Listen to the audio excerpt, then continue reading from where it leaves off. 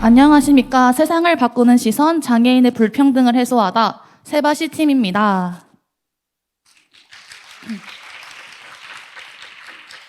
유엔이 제시한 지속가능한 발전 관련 문제 가운데 장애인과 관련된 불평등을 ICPBL 글로벌 프론티어 프로그램을 통해 알아보고자 했습니다. 목차는 이런 순서로 진행할 예정입니다. 먼저 이 그림에 나와 있는 안내방송을 자세하게 봐볼까요?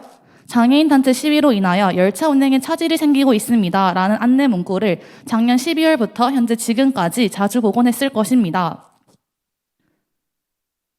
이것으로 통학하는 대학생들 그리고 출근하는 직장인들이 많은 불편함을 느꼈으며 이러한 감정들을 SNS에 호소하곤 했습니다.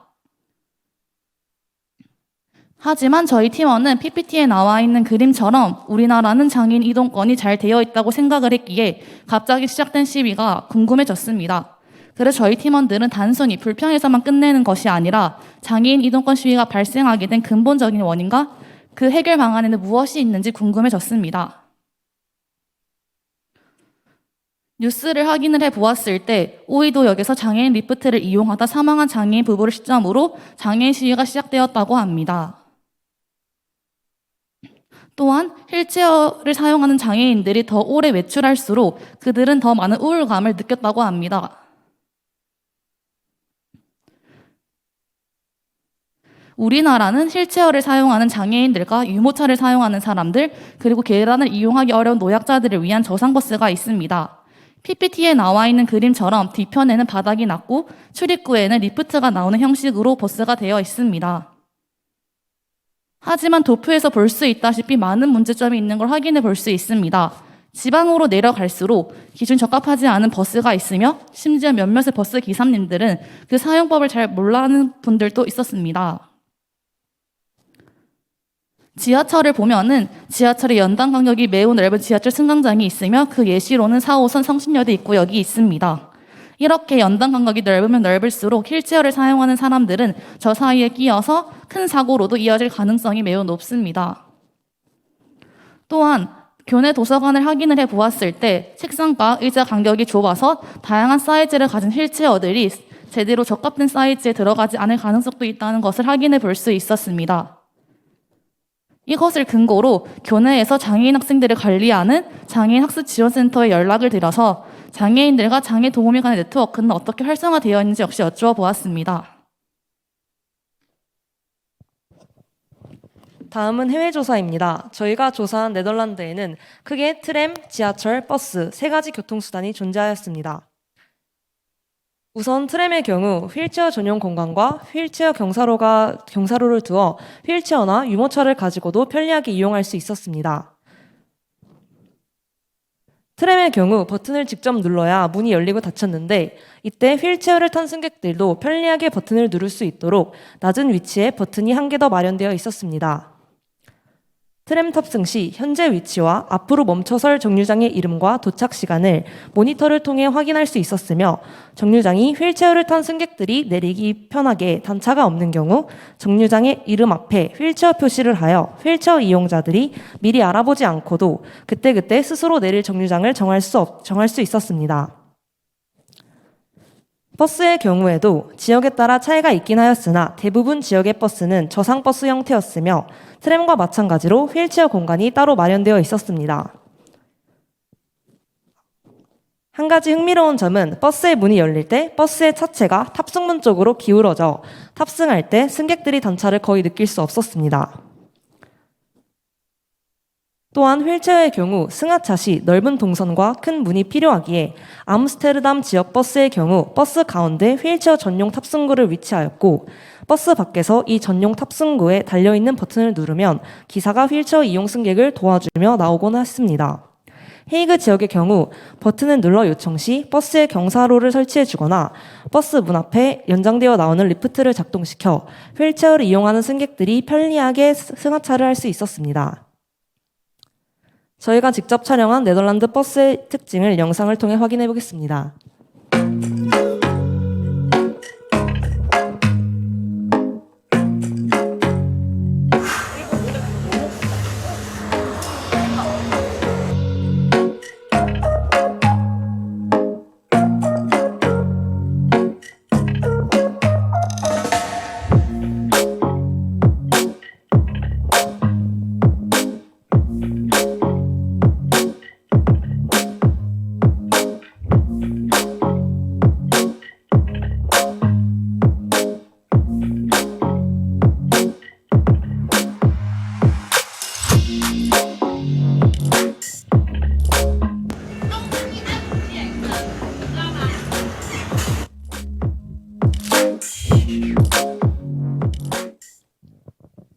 이 사진은 버스와 트램에서 찍은 정류장과 각 차체 사이의 간격을 보여줍니다. 두 대중교통 모두 저상 형태로 이루어져 있어 특별한 도움 없이도 휠체어를 이용하는 승객이 대중교통을 편리하게 이용할 수 있었습니다. 다음으로 지하철의 경우 네덜란드 암스테르담 지역에만 존재하였는데 공식 사이트를 통해 이동이 불편한 사람들이 편리하게 타고 내릴 수 있는 경로를 추천해주고 현재 문제 있는 엘리베이터나 에스컬레이터를 실시간으로 안내하고 있었습니다. 이는 민간인이 직접 조사를 하고 사이트를 구축해 휠체어 승객이 이동하기 편리한 역을 안내하고 있는 저희 나라와 극명히 차이가 느껴지는 부분이었습니다. 또한 지하철의 각 칸 사이에는 문이 없어 휠체어나 유모차라도 지하철 내부에서 이동이 편리하였습니다. 지하철 역시 다른 대중교통과 마찬가지로 낮은 위치에 전용 버튼이 존재하였고 열차와 플랫폼 사이의 간격이 5에서 10cm 사이로 평균 20cm 간격인 우리나라와 달리 바퀴가 걸리지 않는 정도였습니다.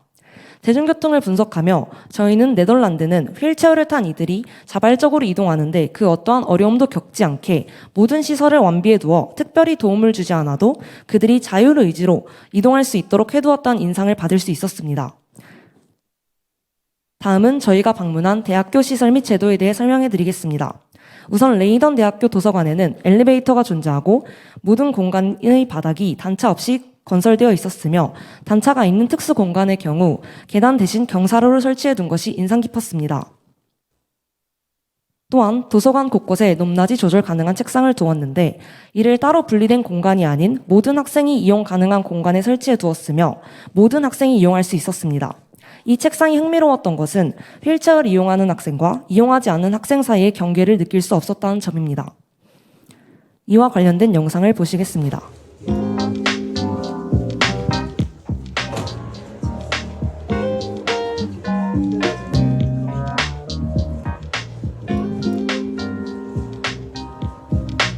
You can also program that's not necessary here because everyone is it's always difficult to place a chair. People are in wheelchair. 이 외에도 대출용 공용 사물함 시스템이 마련되어 있어 도서를 대여시에도 편리를 제공하고 있었습니다. 장애인 화장실 역시 인상 깊었습니다. 장애인 화장실은 휠체어 접근을 생각해 구석이나 꺾은 위치가 아닌 복도 가운데 위치해 통로부터 화장실 문까지 휠체어의 크기와 경로가 고려되어 설계되어 있었습니다. 또한 문을 제외한 3면 바닥 쪽에 빨간 기상줄이 달려 있어 혹여나 화장실을 이용하다 어느 방향으로 넘어져도 도움을 요청할 수 있게 시스템이 구축되어 있다는 점이 흥미로웠습니다. 제도적으로는 학교와 그 지역 사회가 연계해 장애 학생의 등하교를 돕고 있었으며 장애 학생뿐 아니라 비장애 학생들 및 직원들로 이루어진 네트워크를 구축해 장애 학생들이 겪는 어려움과 제도, 시설 및 학칙에 관한 논의를 하고 있다는 점이 인상 깊었습니다. 다음으로 헤이그 대학교의 경우에도 몇 가지 시설적 특징이 존재하였습니다. 영상으로 더 자세히 확인해 보겠습니다.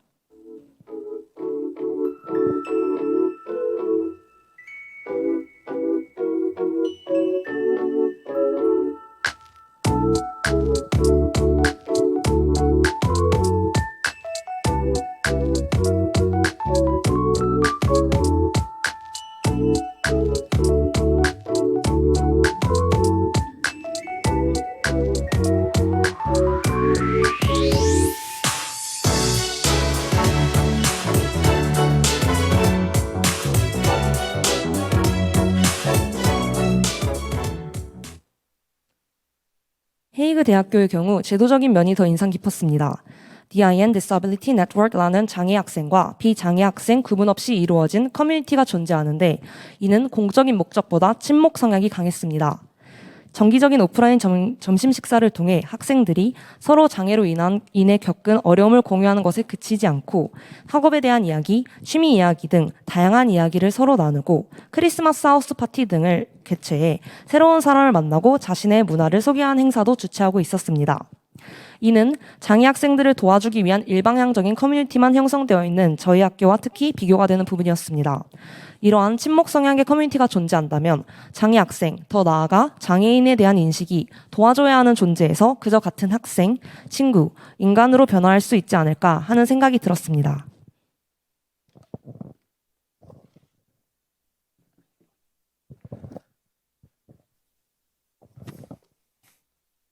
다음으로 저희는 네덜란드 도심 곳곳에서 시민들을 위한 설문조사를 진행하였습니다.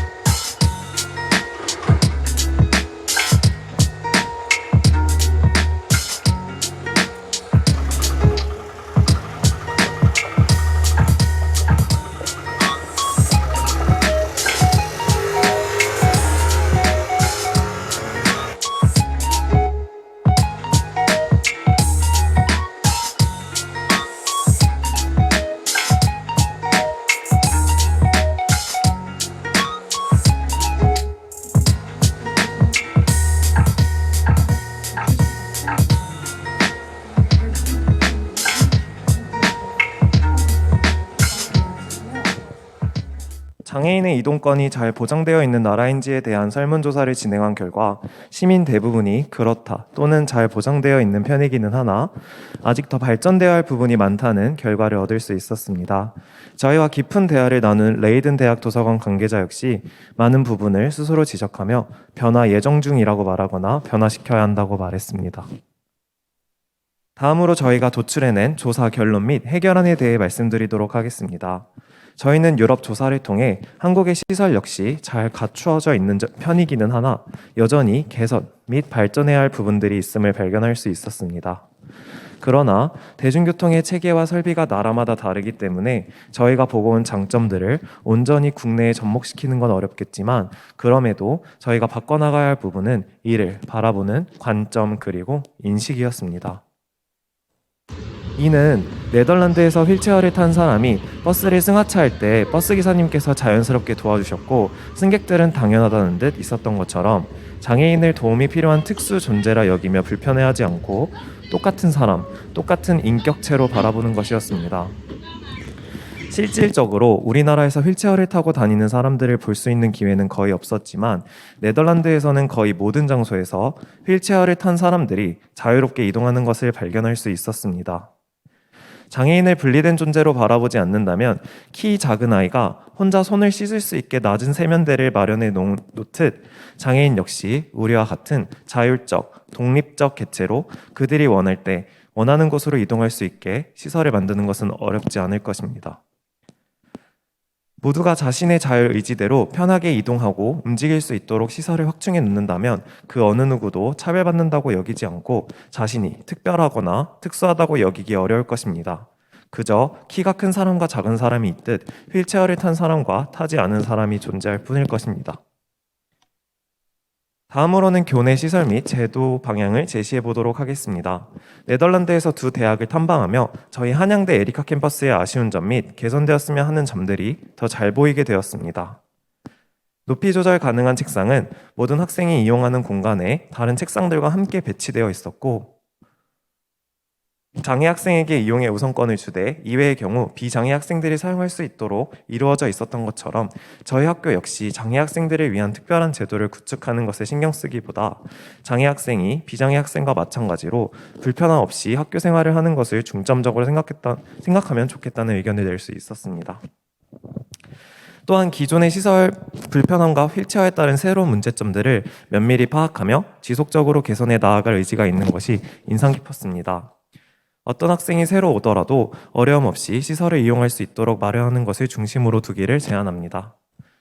네, 마지막으로 시설뿐 아니라 장애 학생들과 비장애 학생들이 함께 소통할 수 있는 기회를 늘릴 것을 제언합니다. 함께 회의하는 공식적인 활동을 포함하여 친목 도모나 오락을 목적으로 하는 프로그램이 늘어난다면 대학에서부터 장애인과 비장애인의 경계를 자연스럽게 허물 수 있는 기회가 될 것입니다. 일방적 공지정다 형태가 아닌 쌍방향적인 관계로 커뮤니티를 구축하여 함께 의견을 나누고 소통할 수 있는 창구를 만드는 건 역시 많은 도움 중 하나가 될 것입니다. 네, 저희는 이와 같은 내용을 교내 장애인권센터에 전달하였고 발전에 있어 기여할 수 있다는 점에 뿌듯함을 느낄 수 있었습니다. 지금까지 저희 세바시 세상을 바꾸는 시선 서서히 그러나 반드시 팀의 발표를 경청해 주셔서 감사합니다.